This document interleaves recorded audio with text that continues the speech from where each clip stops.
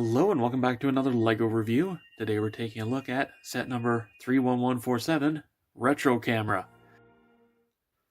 Let's see what else is important. Creator 3-in-1, 261 pieces, retails for about 25 Canadian-ish. This is a Creator 3-in-1, as I just said, but I will not be showing off the other two builds in this review because, frankly, they're kind of mid. It's just not really worth my time to tear this down for them, frankly. I've watched the Jang videos on them, so I know what I'm talking about when I say they're just not amazing. The camcorder is really hollowed out on the inside, so it doesn't look that great when you actually open it. And the TV doesn't do anything, so yeah, that's literally as good as me actually building it and showing it off. It's completely black on the back, and it's a little bit flat for a retro TV, so just not really worth my time, honestly.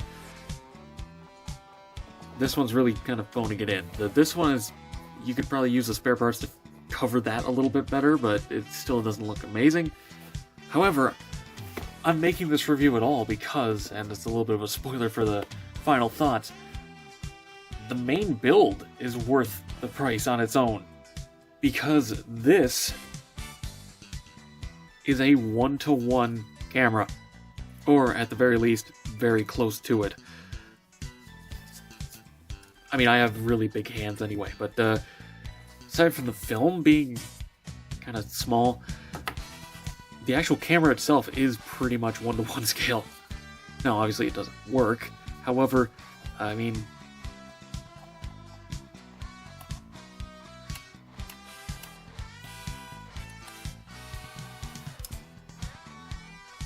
you can fidget with it, at least. And the viewfinder there is a little bit obscured by the front attached lens, but you still can see through it. I mean, also, and probably a little more interestingly, this is a fabric strap, which adds so much just life to this. It's a, I don't know if this is a unique print on it, but it's made out of the same material as the old capes, which is fine because it works really well for a strap. Interestingly, they used a train wheel to attach it on, which it works fine. It's just a weird choice of parts there. I do like that they used studs to recreate the bumpy texture on this black area. It is supposed to be there, so it's actually a nice design usage there. I do wish this was removable without it looking like that. I mean, you can still kind of pretend that's a lens, but it definitely doesn't look as good, does it? I mean, if you pull off the whole thing, it just, yeah, that ain't working. The only thing is I do kind of wish they included a little flash cube put up here. I mean, they even gave you a jumper. It feels like that was just cut for the budget, but that's still fine. Anyway, the back opens up. You can take a roll of positives, which is a bit of a weird choice. Just drop it in there, close it up, jiggles a little bit, but nice little play feature. Really, my only complaint is because this is just regular 1x1 bricks here, you sit it in there and you go, oh, I can just, there's a spot over here, I can just pull it out that way. No, you can't. Those bricks catch in the little divot that it's in and stop it from rolling out. So you just have to throw it out like that. That's really my only complaint. It's held on by a single stud, which is honestly more than strong enough. And despite it still being, you know, like half hollow, it has fairly realistic weight for a camera too. I kind of feel like a lot of people are not going to like this. These are all stickers. And that is annoying. Come on, focus.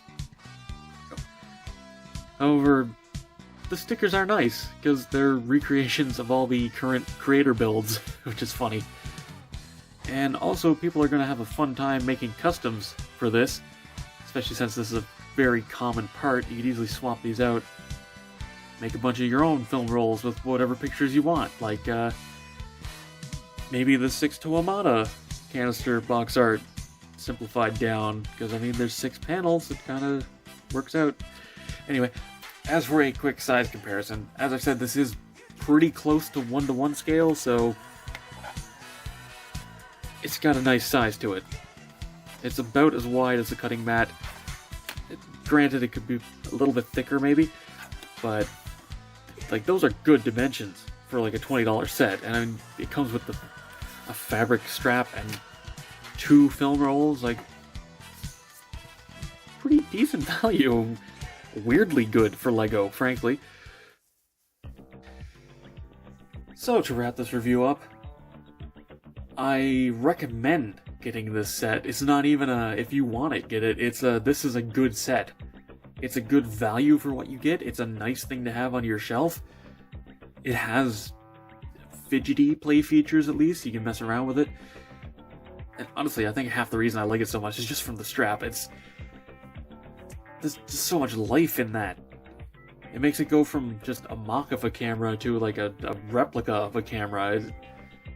More stuff like this. I don't mean like necessary 1-to-1 scale replications of real life objects. I just mean if you're gonna do that kind of stuff, make them closer in scale, and also use fabrics where you can and other materials to make them feel more lifelike.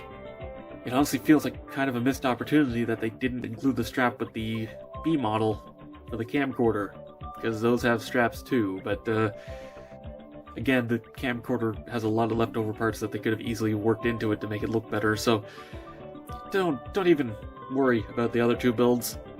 If you're gonna get this, get it for this one. And that's all for this video. Thank you very much for watching. Be sure to let me know what you think down in the comments below. Subscribe and hit the bell to be alerted for future reviews. Come chill in the Discord. Follow me on Twitter, if that's even still around. And consider supporting me on Patreon so I can keep bringing you videos like this. And, as always, until next time, happy building.